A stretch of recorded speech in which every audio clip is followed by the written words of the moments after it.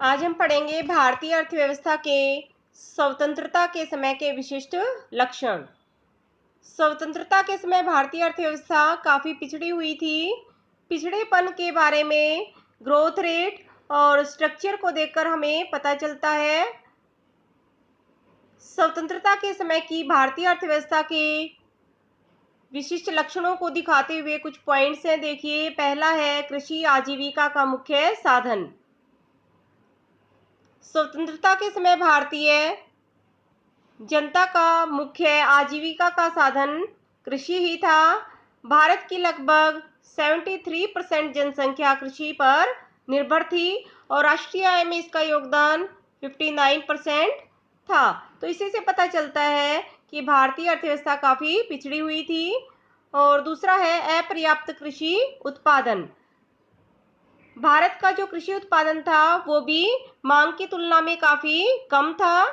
1947 में भारत की केवल 13 करोड़ हेक्टेयर भूमि पर ही खेती की गई थी और 527 लाख टन खाद्यान्न का उत्पादन किया गया था, जिसमें से गेहूं का जो उत्पादन था वो 64 लाख टन था और चावल का 220 लाख टन था। कृषि में नेक्स्ट पॉइंट है कृषि में कम उत्पादन और उत्पादकता। भारतीय कृषि न केवल पिछड़ी हुई थी बल्कि उत्पादन और उत्पादकता भी काफ़ी कम थी। देखिए, एक तालिका लेते हैं, उससे हमें और भी क्लियर हो जाएगा। 1947 और 2017-18 में उत्पादन और उत्पादकता गेहूं और चावल की उपज के लिए लिया है। तो इसमें देखिए काफ़ी डिफरेंस आपको दिखाई दे रहा है। तो इस टेबल को देखकर ही पता चलता है।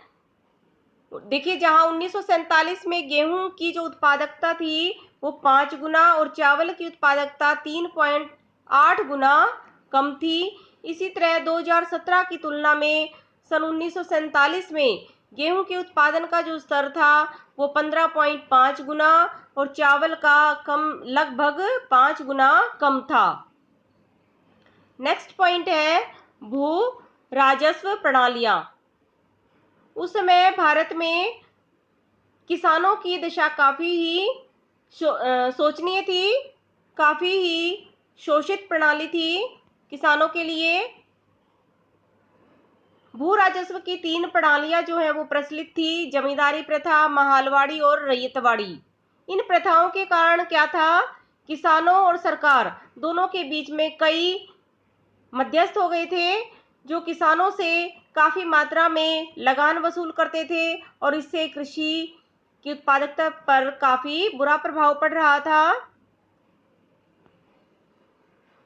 ये मध्यस्थ किसानों का काफ़ी मात्रा में शोषण करते थे और कृषि की उत्पादकता दिन प्रतिदिन कम होती जा रही थी। नेक्स्ट है कृषि का सीमित व्यापारीकरण। कृषि का जो उत्पादन किया जाता था वो अधिकतर जीवन निर्वाह के लिए किया जाता था।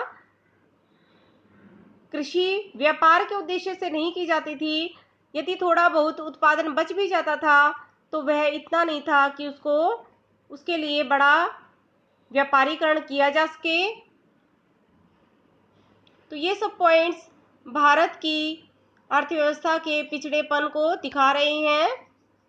इस पिछड़ेपन के क्या कारण है, क्या कारण रहे हैं, वो हम करते हैं। देखिए कौन कौन से हैं पिछड़ेपन के प्रमुख कारण। अंग्रेजों ने भारतीय अर्थव्यवस्था को पूरी तरह से शोषित किया, पूरी तरह से लूटा है।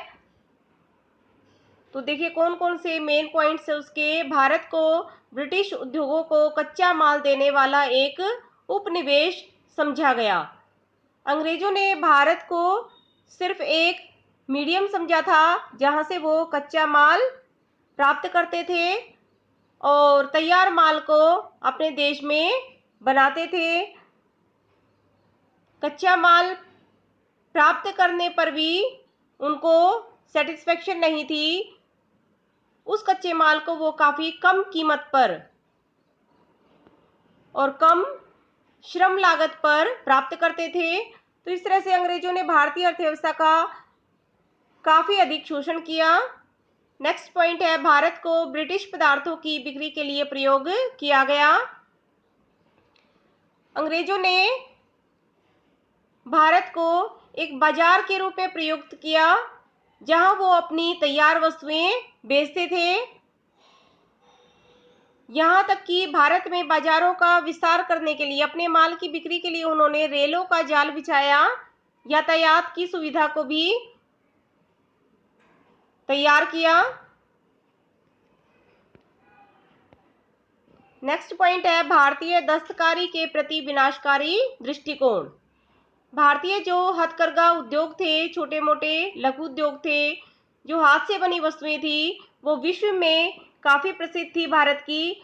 लेकिन अंग्रेजों ने अपनी विभेदात्मक टैरिफ पॉलिसी थी, उससे भारतीय हाथ के उद्योगों का बाजार ही समाप्त कर दिया और अंतर्राष्ट्रीय बाजारों में भी उसकी सफलता को बिल्कुल समाप्त कर दिया।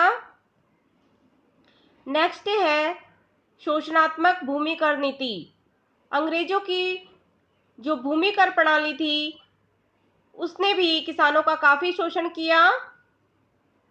अंग्रेजों ने जमींदारी प्रणाली को काफी बढ़ावा दिया, जिसके कारण बड़े बड़े जमींदार किसानों का काफी शोषण करते थे। वो उनसे काफी अधिक लगान वसूल करते थे।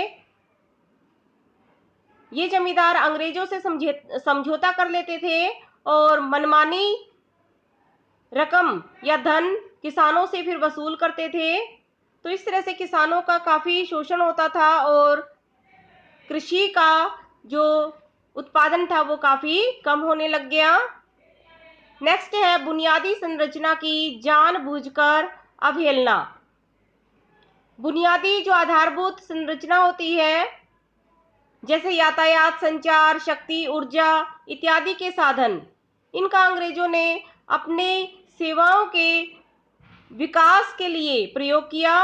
उनका भारत के विकास की तरफ या निवेश की तरफ कोई ध्यान नहीं था। उन्होंने अपने उद्योगों के विकास के लिए इनका प्रयोग किया और विकास के लिए, इसकी भारत के विकास के लिए आधारिक संरचना की अवहेलना की। तो इस तरह से अंग्रेजों ने भारतीय अर्थव्यवस्था को एक पिछड़ी अवस्था बनाकर छोड़ दिया।